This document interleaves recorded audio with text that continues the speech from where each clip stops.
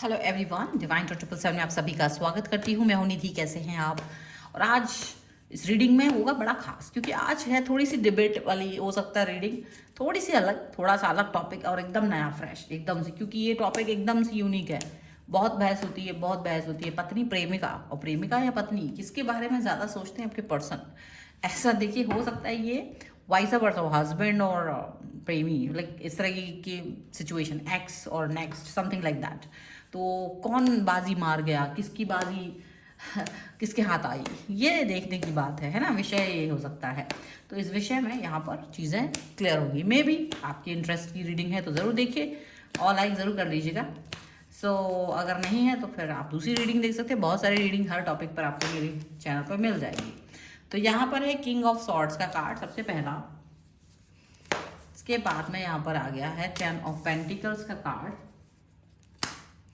इसके बाद में यहाँ पर आ गया है आपके लिए 8 ऑफ वॉन्ड्स का कार्ड। यहाँ पर आ गया है किंग ऑफ वॉन्ड्स का कार्ड। यहाँ आ गया है आपके लिए क्वीन ऑफ सॉर्ड्स का card. This is the page of cups. यहाँ पर आ गया है आपके लिए नाइट ऑफ कप्स का कार्ड। यहाँ पर आ गया है क्वीन ऑफ कप्स का कार्ड। यहाँ आ रहा है आपके लिए नाइट ऑफ सॉर्ड्स का कार्ड। यहाँ पर आ गया है आपके लिए द टावर का card. So these cards are here and this is very strange, very serious reading. ठीक है, ऐसा हो सकता है। यहाँ जो कार्ड्स हैं, यहाँ पर जो राशियां हैं, वो चारों एलिमेंट्स हैं, 12 ही राशियां, सभी राशियों के लोग देख सकते हैं। यहाँ पर है 2 ऑफ कप्स। ठीक है, यहाँ पर है आपके लिए king of pentacles and this is strength followed by 10 of cups. तो 10 ऑफ कप्स का मतलब होता है कि भाई जिस भी व्यक्ति के लिए आप देख रहे हो वो मैरिड है। यहाँ पर बहुत क्लियरली ये चीज़ को दिखाई दे रहा है। मैरिड है, कमिटेड है, मिंगल हो चुका है। ठीक है, जिसके साथ में कोई ऑफिशियल रिलेशनशिप बनने वाला है, ऐसा कोई सिचुएशन यहाँ पर होता हुआ नजर आ रहा है।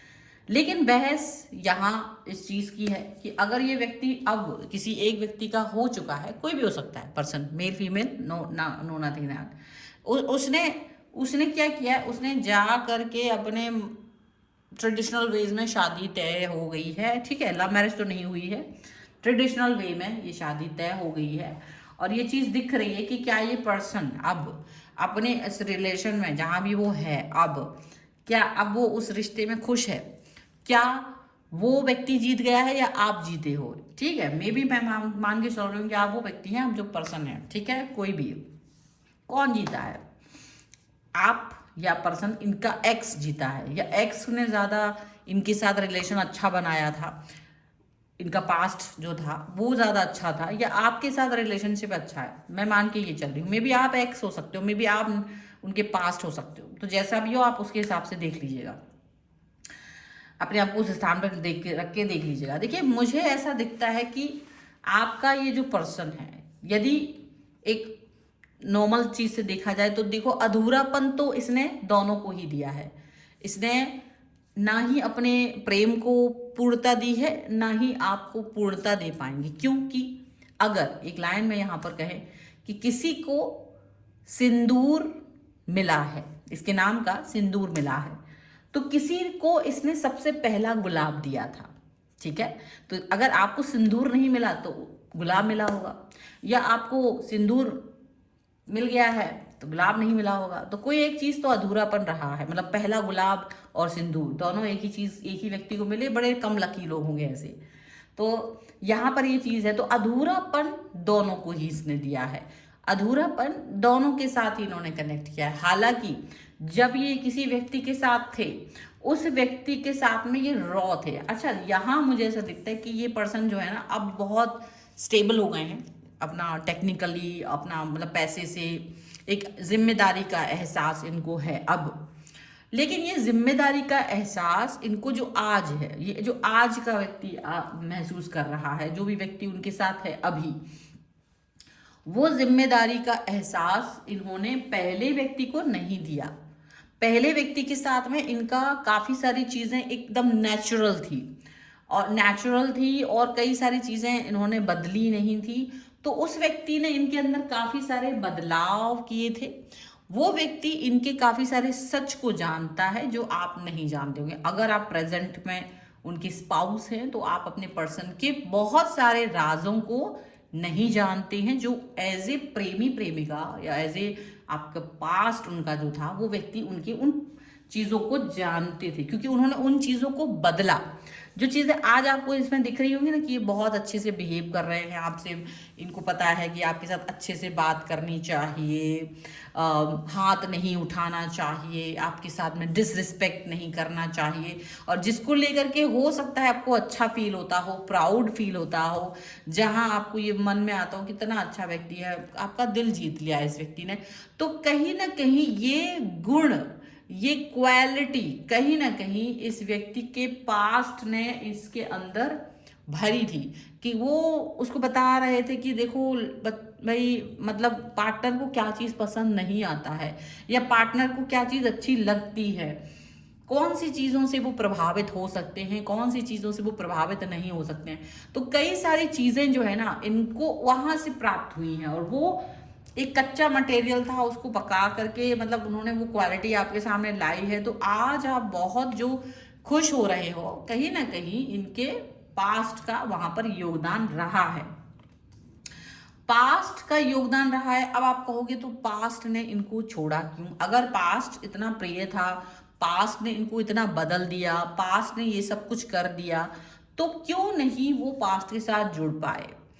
ट्रेडिशनल वेज, देखिए यहाँ पर ये साफ साफ नजर आ रहा है, बॉटम ऑफ द डेक के इस कार्ड से हम देख पा रहे हैं कि आपके पर्सन को ट्रेडिशनल वेज में रिलेशनशिप रखना था, ट्रेडिशनल वेज में कनेक्ट रहना था, मतलब कि एक ऐसा कनेक्शन जहां पर वो अपने परिवार के सदस्यों को खुश करना चाह रहे थे। तो वहां उन्होंने ये जानते हुए ये तो गलत किया है, क्योंकि इनको पता था कि ये इस सिचुएशन को एक्सेप्ट नहीं कर पाएंगे, क्योंकि कमजोर थे उस टाइम, तो इन्होंने वो चीज को एक्सेप्ट नहीं करा, ट्रेडिशनल वेज में जाकर के शादी की आपसे और आपके साथ में जुड़ गए हैं। पर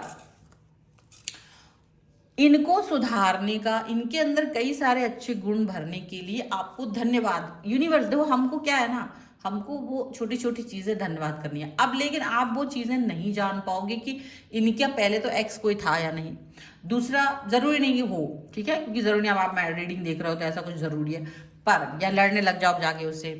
दूसरी चीज ये कि उसके अंदर वो कौन सी क्वालिटीज है वो तो आपको कभी पता नहीं चलेगा कि वो कौन सी क्वालिटीज पहले थी या अब थी, वो तो सिर्फ इनके परिवार के लोग आपको बता सकते हैं कि हाँ इनके अंदर ये वाली क्वालिटीज तो नहीं थी, अभी चेंज हुई है, लगता है तुम्हारा असर है, लगता है ये है वो है। तो याद रखना कि क्या आपकी बातें हुई हैं इन सब चीज़ों के बारे में, तो आपको वहां से ये बात पता चल जाएगा कि ऐसा कुछ भी हुआ है या नहीं हुआ है, क्योंकि इनका जो कम्युनिकेशन है इनके पर्सन के साथ, इनका जो कम्युनिकेशन इनके पास्ट के साथ जो रहा है ना, वो बहुत ही ज़्यादा अलग था।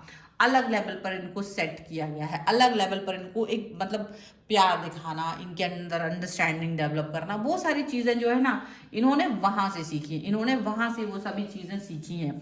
हालांकि अगर देखा जाए तो वो जो एक्स पर्सन है उसको ये बात मालूम है कि आप इसकी लाइफ में आ चुके हो, आप इसकी लाइफ में हो, लेकिन आप उसके एक्स पर्सन को नहीं जान पाओगे। मोस्ट ऑफ द केसेस में आप नहीं जान पाओगे कि इनका वो एक्स पर्सन कौन था, इनका वो एक्स पर्सन कौन था, ये आप नहीं जान पाओगे, क्योंकि आप उसे कभी भी अच्छी नजर से नहीं देखोगे। ये बात सच है, क्योंकि आप शेयर नहीं कर सकते और नहीं करना चाहिए और करना भी नहीं चाहिए शेयर।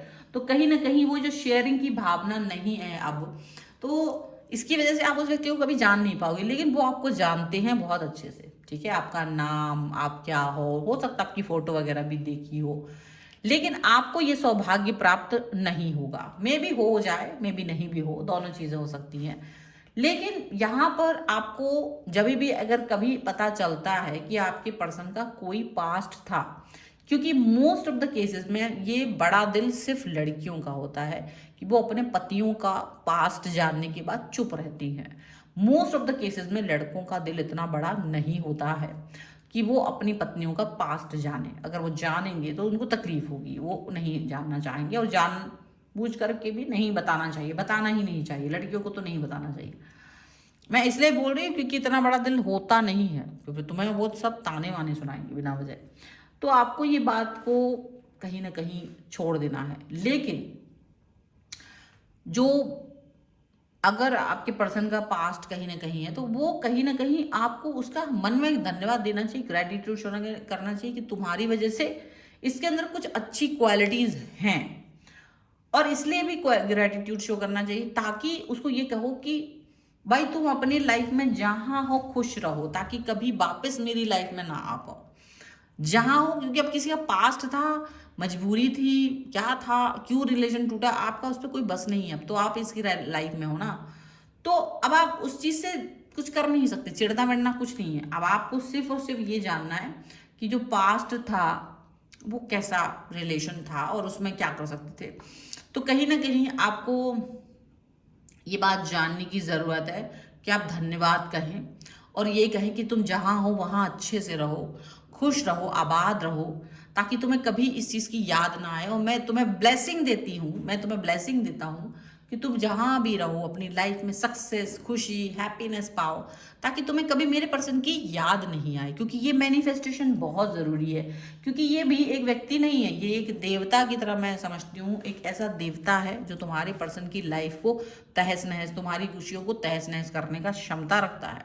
क्योंकि अगर इसने ये सोच लिया, क्योंकि अगर ये व्यक्ति एक देवता की तरह अगर इसको मानो, अगर ये विरुद्ध आ गया, तो हो सकता है भाई वो तुम्हारे रिश्ते को कई सारे समय के लिए धज्जियां उड़ा दे, उसका मनोबल गिरा दे, आपको भी मन खराब हो जाएगा।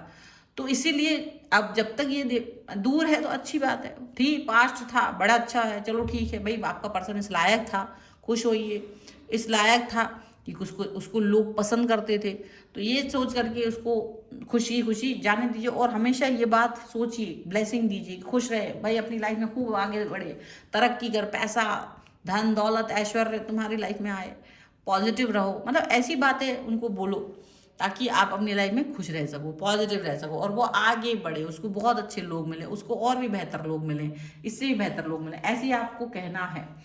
ये जो करेंगे ना आप तो ज़्यादा अच्छा रहेगा, क्योंकि आपके पर्सन को बेहतरीन बनाने में जो इन्होंने सहयोग दिया था, हो सकता है थोड़ा सा ये आपको बुरा लगे, लेकिन ये सच है। क्योंकि कभी वो आपके स्थान पे आना चाहते थे, वो चाहते थे कि जो स्थान आपको प्राप्त हो गया है वो स्थान कहीं उनको प्राप्त हो जाए। उसके लिए उन्होंने बहुत प्रयास किए थे, उन्होंने भगवान से मंदिर में प्रार्थना की होगी, साथ गए भी होंगे, अपने सपने भी सजाए होंगे, बातें भी की होंगी, वादे भी किए होंगे, लेकिन क्योंकि किसी ने उनके उन वादों को, उन बातों को कुचल दिया अपने क्रोध और अहंकार और ईगो के नीचे, ठीक है, उनके उस किले को ढा दिया, जो उन्होंने बनाया था ना वो सपनों का महल, वो ढा दिया किसी और ने।